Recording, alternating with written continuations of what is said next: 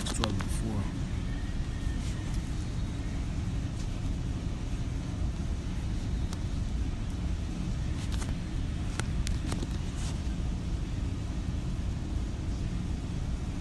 It's Acts 12 and 4. And when he had apprehended him, he put him in prison and delivered him to 4 quaternions, however you say that, of soldiers to keep him, intending after Easter to bring him forth to the people. Now it's really, that word Easter goes into Pesach, which means Passover. Alright, they changed it. Alright, we can just go into the word. Alright, it says Pasaka, okay, which goes into, alright, as you can see, it says Pesachal sacrifice was the custom to be offered from the people delivered from the old Egypt, man. Alright, now if you go to this Hebrew word right here, it says Pesach, alright, which is Passover. Passover, sacrifice of Passover. So they changed it, man. Alright. It says, I'm gonna read this. Okay. Salaki.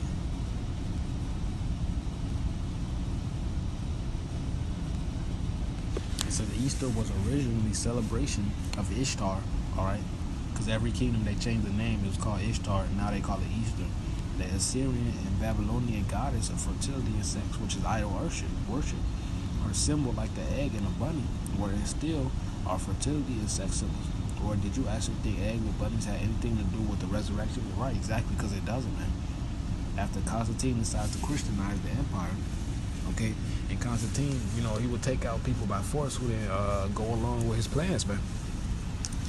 Okay, and he would take people out of the temple and put these quote-unquote new Christians in the temple, man, you know?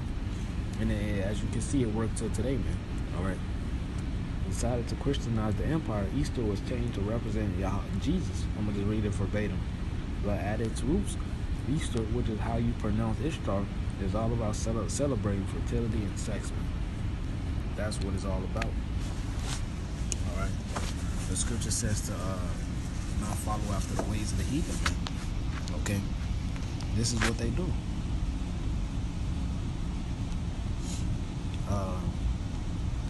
Matter of fact, I'm gonna read this bullet point. Ishtar was the goddess of love and war and sex, and as well as perfection, fate, childbirth, marriage, and storms. There's some fertility in there, but as with Aphrodite, there's also an element of power. Her cult practice sacred prostitution, man. So this is what you people worship, man. You know, when you celebrate this, man. Where a woman waited at a temple and had sex with a stranger in exchange for divine blessing, money to feed hungry children or pay a debt, man. Ishtar's symbol was the lion, the morning star. All right, the 8 or 16 morning stars, again symbols of power. The word Easter does not appear to be derived from Ishtar, from German Eostori, the goddess of the dawn, a bringer of light. English and German are in a minority of languages that use a form of the word Easter to mark the holiday. Elsewhere, the observance is framed in Latin Pascha, okay, which in turn is derived from the Hebrew word Pesach, and I just got that. He said Pesach, but that's going off. You know, he's using Yiddish, meaning of or associated with Passover. Ishtar and Easter appear to be homophones. They may be pronounced similarly, but have different meanings. Exactly, man. All right. That's the point I'm trying to bring out, man. Okay, and it passes on from every generation. From every wicked ass kingdom, man. All right. Ancient Egyptians believed the primeval egg from which the sun god hatched. Alternatively, the sun was sometimes discussed as an egg itself. All right, which is going off, man. All right. This is, I pretty much got enough a point. All right.